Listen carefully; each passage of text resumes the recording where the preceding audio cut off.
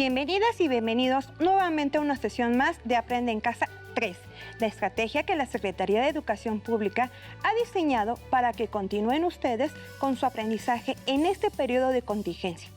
Soy la profesora Nirvana Galicia Juárez, de la asignatura de Historia, y me da mucho gusto poder saludarles nuevamente.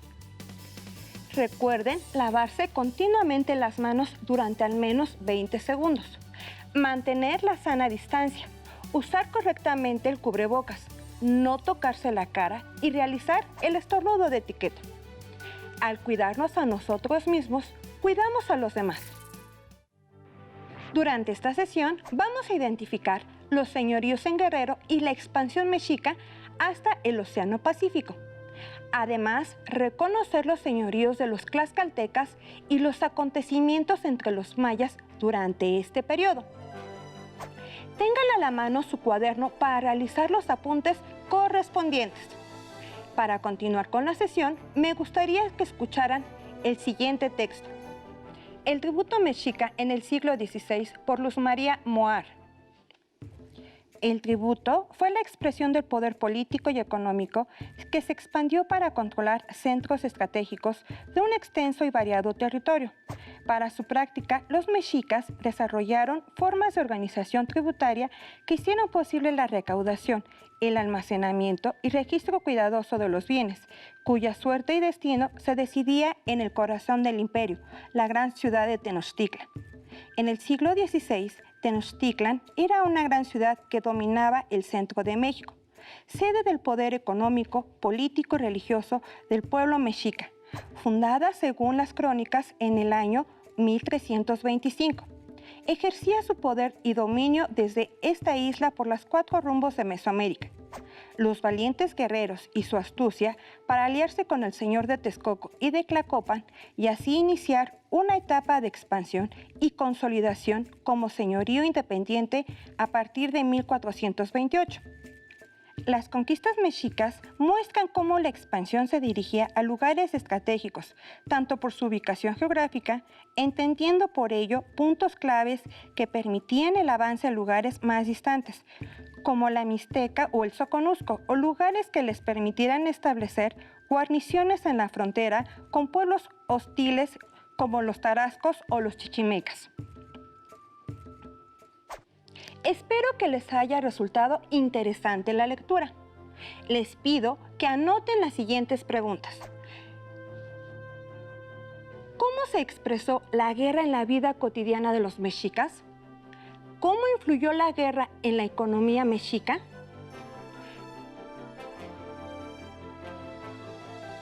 ¿Saben cuál es la cultura que se estableció en el estado de Guerrero? ¿Qué significa la palabra Tehuacalco? Conforme se vaya desarrollando el tema, contéstenlas en su cuaderno. Cuando los mexicas iniciaron la etapa de expansión, pudieron conquistar a sus vecinos occidentales. El propósito central del expansionismo hegemónico de la Triple Alianza no era el dominio territorial, sino el beneficio tributario. Requerían de una eficiente organización para la recaudación, el registro, envío y almacenamiento de los productos, así como la organización de los pueblos conquistados para mantenerlos bajo su dominio. La organización dependía del poder político ejercido a través de los gobernantes que controlaban la tierra y trabajo y organizaban la producción. México-Tenochtitlán alcanza su máximo poderío e impulsa el comercio a grandes distancias. Los dominios políticos y comerciales se extienden sobre el centro de México, las costas veracruzanas, la Huasteca, Oaxaca y buena parte del occidente. Los dominios de la Triple Alianza llegaban de costa a costa, aunque quedaban excluidos algunos territorios, entre ellos Tlaxcala, la Costa Chica de Guerrero y la región Tarasca. Para entender mejor lo anterior, los invito a que observemos el siguiente video. Para los mexicas, la guerra era un ritual que descansaba en principios religiosos y la concebían como un medio de contribuir a la vida porque les permitía nutrir a la tierra con la sangre obtenida mediante el sacrificio. No obstante, desde un punto de vista práctico, los mexicas emprendieron la guerra casi siempre movidos por la necesidad de obtener el pago de tributos. De esta manera, esa práctica llegó a ser para ellos una actividad de sustento tan importante como la agricultura. Dentro de estas conquistas, se sometieron diversos pueblos, había diferentes culturas, señoríos independientes en el estado de Guerrero que fueron sometidos.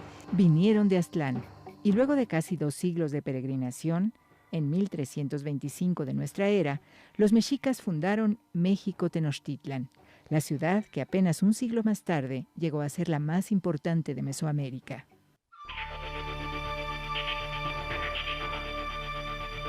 La supremacía mexica se fundaba en su extraordinaria capacidad militar y en una eficaz estrategia de demostración pública de su poderío, que incluía ceremonias con sacrificios humanos a los que debían acudir los señores de los pueblos o juzgados. Establecieron un efectivo sistema tributario y en la época de la conquista, Tenochtitlan era una gran ciudad organizada en 4 grandes calpulis o barrios. Los mexicas seguían una serie de tácticas, podríamos decir militares, en las que primeramente se hacía una invitación a aportar un pago de tributo en el que se hacía de una manera muy diplomática, ¿verdad? Se enviaban mensajeros a las comunidades haciéndoles la invitación para que aportaran este pago de tributo. Cuando los pueblos no accedían, no aceptaban, entonces ya se procedía a enviar ejércitos de guerra.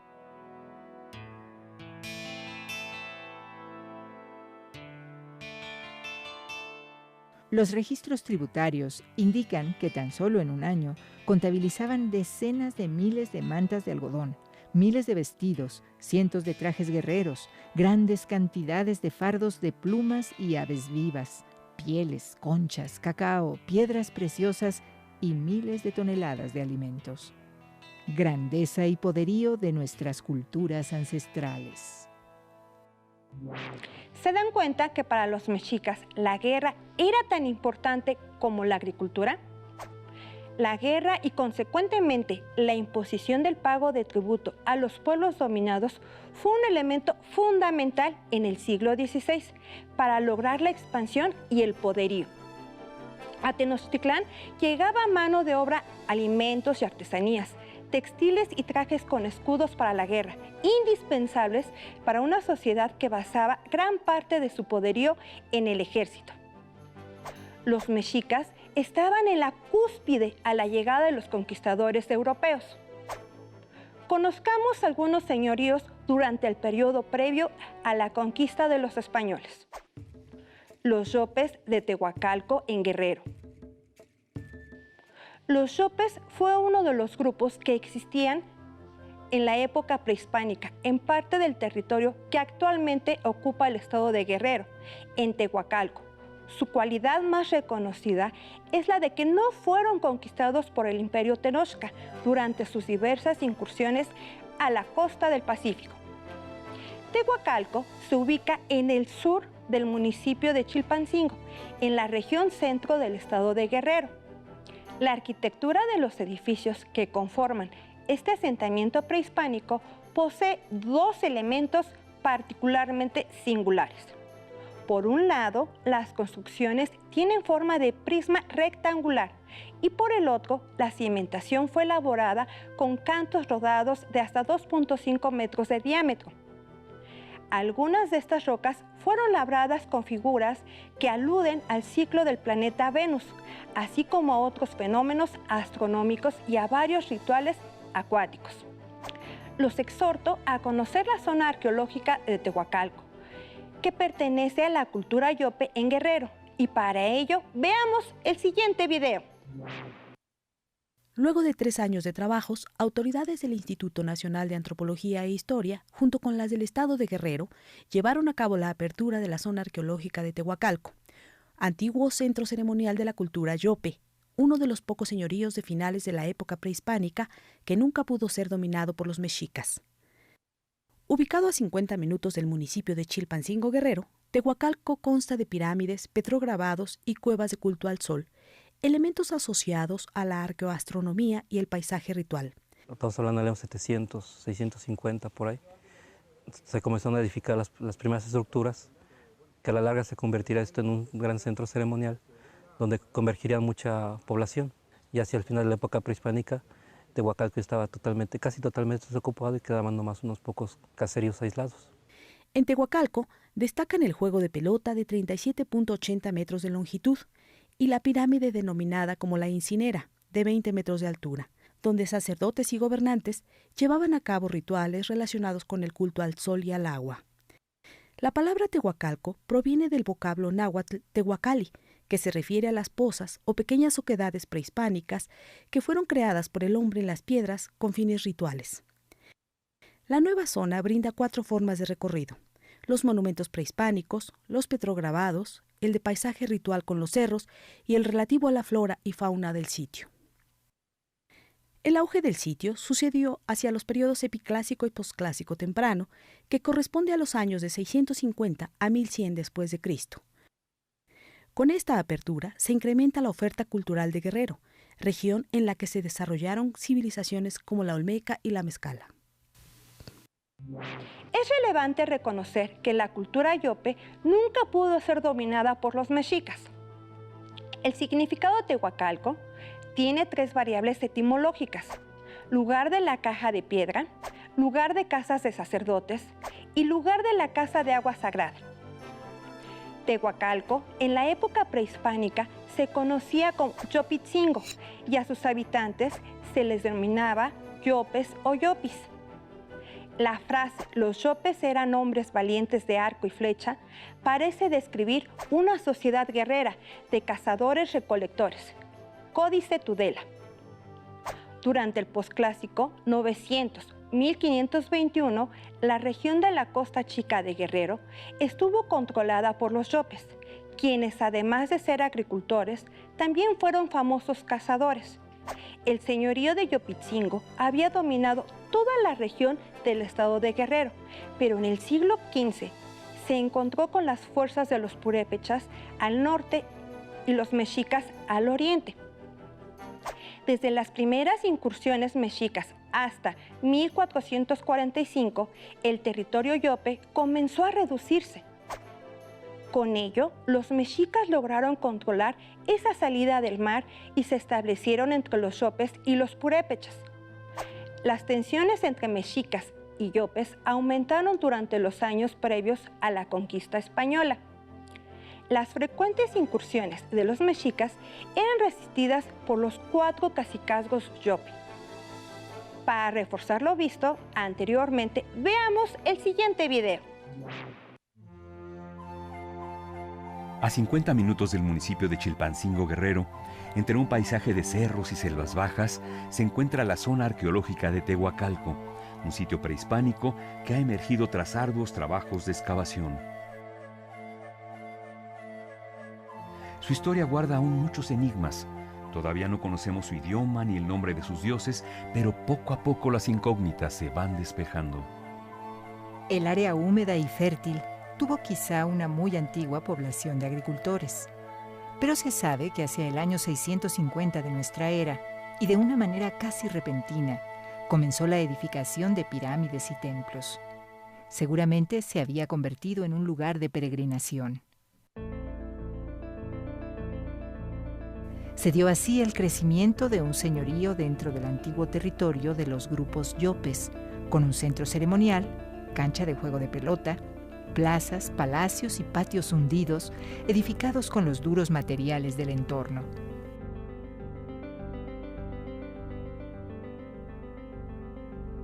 El método de construcción es muy peculiar. Una superposición de grandes lajas verticales con piedras horizontales más pequeñas. Esto, además de resultar visualmente muy atractivo, tiene la característica de proporcionar cierta elasticidad a los muros en caso de sismos, que son muy frecuentes en la región. Se le ha dado el nombre de Tehuacalco, de origen náhuatl, que, entre otras traducciones posibles, puede significar lugar de la casa del agua sagrada. El sitio está rodeado por 4 cerros que se ubican hacia los puntos cardinales, lo cual debió parecer significativo a los pobladores, ya que existen evidencias de la importancia que daban a los ciclos de los astros, tanto para el alineamiento de sus construcciones como para las observaciones astronómicas y las mediciones calendáricas.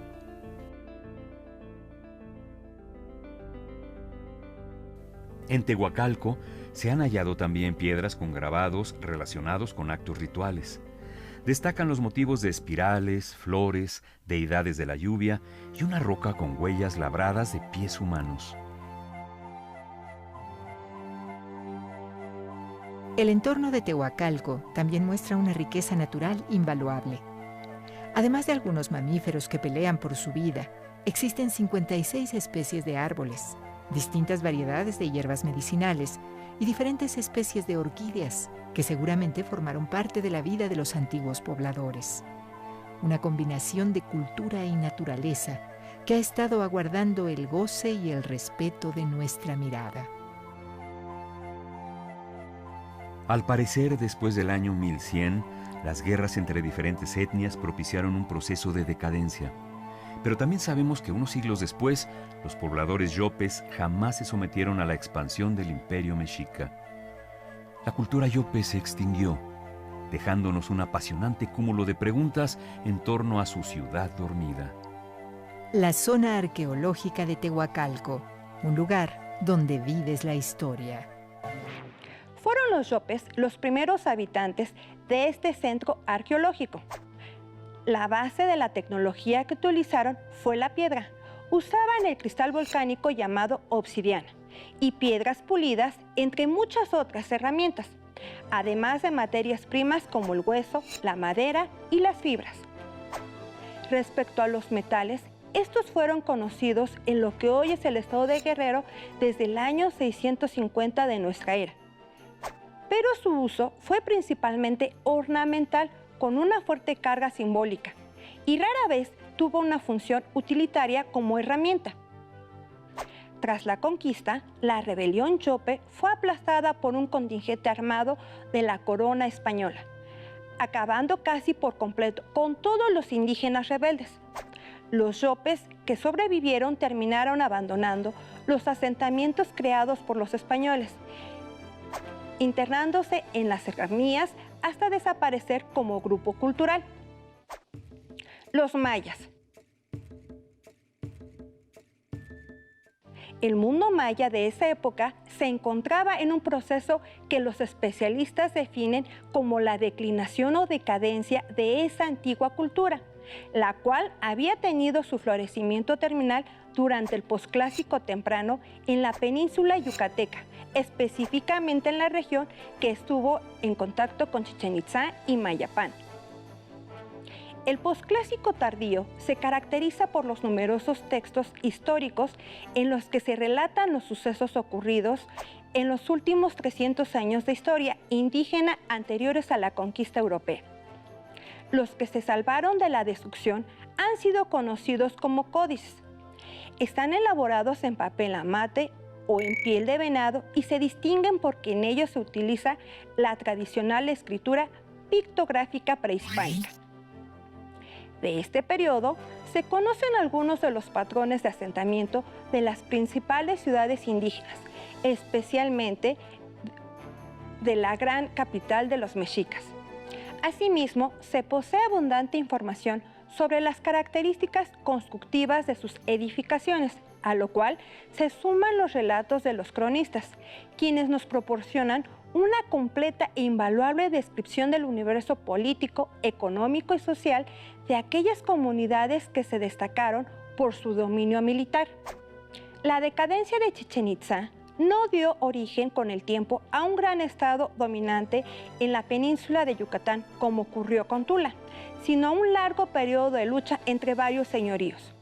En la península de Yucatán, la hegemonía de Chichén Itzá fue reemplazada por la de Amayapán y luego ocurrió una fragmentación en numerosas ciudades-estado, situación que prevaleció hasta la conquista española. A diferencia de la península, la región del señorío de Soconusco cayó en la esfera de dominación mexica. Sabemos ahora que los mayas no fueron tan pacíficos. Los mayas no estuvieron exentos de las influencias externas. Existen posibilidades de que los constructores de Chichén Itzá hayan sido mayas que imitaron modelos del centro de México como parte de una novedosa estrategia política. Los tlaxcaltecas. Los tlaxcaltecas eran un grupo de chichimecas expulsados de la cuenca de México hacia el siglo XIII. Tras varias décadas de peregrinar, se asentaron en el Valle de Puebla hacia 1280. En esa región fundaron varios señoríos que conformaban la región de Tlaxcalan. Desde que llegaron al valle, los tlaxcaltecas vivieron en permanente conflicto bélico. De las capitales chichimecas es sin duda Tlaxcala la que tuvo un proceso de desarrollo más interesante. Los tlaxcaltecas se unieron con otros pueblos de los valles. La unión de Tlaxcala y Cholula logró resistir las permanentes hostilidades de los mexicas y mantuvo la independencia de la región. Para 1519, los mexicas habían conquistado todos los pueblos que rodeaban Tlaxcala con la intención de cercarla militar y comercialmente. Sin embargo, la organización política de esta región, que distribuía y rotaba el poder central entre sus señoríos, logró una fuerte unidad entre sus habitantes, que durante casi un siglo resistieron el avance mexica, convirtiéndose en sus principales enemigos. Llegada de los españoles. Los españoles arribaron a tierras tlaxcaltecas en septiembre de 1519. En ese tiempo, Tlaxcala era una de las más fuertes entidades políticas del centro de México, a pesar de hallarse también económicamente aislada y en guerra continua con el poderoso imperio azteca. Aunque los mexicas nunca conquistaron Tlaxcala, numerosos hombres y jóvenes tlaxcaltecas perdieron la vida combatiendo o si eran capturados, sacrificados en los altares de Tenochtitlán. Cuando Cortés y sus ejércitos se enteraron de los conflictos entre mexicas y tlaxcaltecas, aprovecharon para pactar con ellos y unirse contra los mexicas. Cortés no decidió marchar directamente a México, pensó buscar la alianza de Tlaxcala, así es que a esa región se dirigió. Lo que lo motivaba fue saber que los tlaxcaltecas eran enemigos de los mexicas y por lo mismo, con habilidad, podía hacer de ellos utilísimos aliados. En todo el camino que fueron recorriendo por medio de Aguilar y Marina, se hacían saber a los pueblos que estaban libres del tributo que pagaban a Moctezuma. Impaciente Cortés marchó a tierras de Tlaxcala, mandó a 2 prisioneros con una carta a Tlaxcala, asegurando que no querían hacer mal al señorío, sino pasar solamente para México. Cuando Hernán Cortés se propuso conquistar Tenochtitlán, estratégicamente viajó vía Tlaxcala con la esperanza de sacar provecho de una enemistad de siglos entre Tlaxcala y el Imperio Azteca. Su táctica rindió frutos. Se forjó una alianza y pronto marcharía Cortés hacia Tenochtitlan con un gran ejército tlaxcalteca a su lado. Después de que su enemigo común fue derrotado, capitanes y soldados tlaxcaltecas continuaron activos en el ejército de Cortés.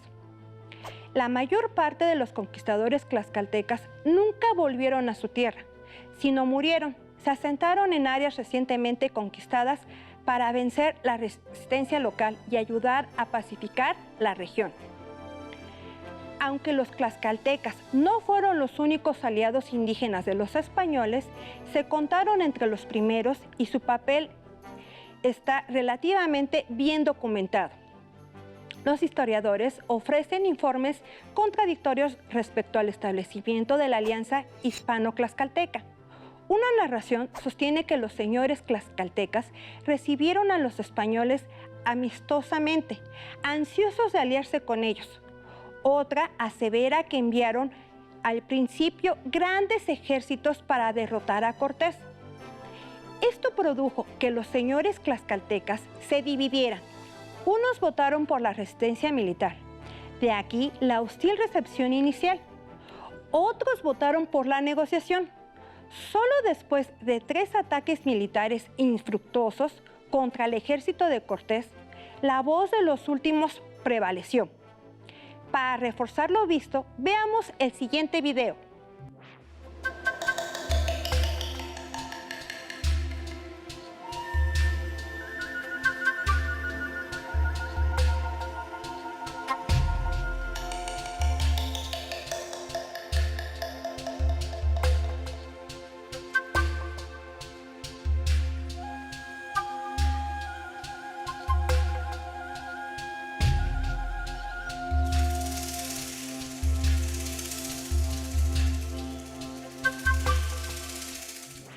Hemos llegado al final de la sesión. Es importante que hayan logrado recapitular las características de los pueblos indígenas antes de la conquista. Recuerden que al inicio les había pedido que anotaran unas preguntas que les sirvieron de guía para entender el tema y poder contestar lo siguiente. ¿En la actualidad se paga tributo? ¿Qué mecanismos se usan hoy en día para pagar contribuciones al Estado? Comenten con su familia lo que aprendieron de la importancia del tributo y comparen con la actualidad. El reto de la sesión es completar el siguiente esquema de los señoríos y reinos antes de la conquista. Recuerden anotar las características más importantes de cada una de ellas, colocarle imágenes para que quede más completo. Para ello, les dejo un ejemplo para que se guíen. Al concluirlo, entréguenlo a su profesor. Les deseo éxito en la elaboración de su trabajo. Si desean saber un poco más del tema, apóyense en su libro de texto. Ubiquen el tema en el índice del mismo. Listo, terminamos, pero aún nos queda mucho por explorar y descubrir. Así que nos vemos pronto aquí en Aprende en Casa 3. ¡Hasta la próxima! Si tienes dudas o necesitas ayuda, llama al Centro de Apoyo Pedagógico a Distancia. El número de teléfono para secundaria es el 55 36 01 71 23. Si requieres consultar los libros de texto en versión digital, recuerda que los puedes encontrar en la página conalitec.cep.gov.mx.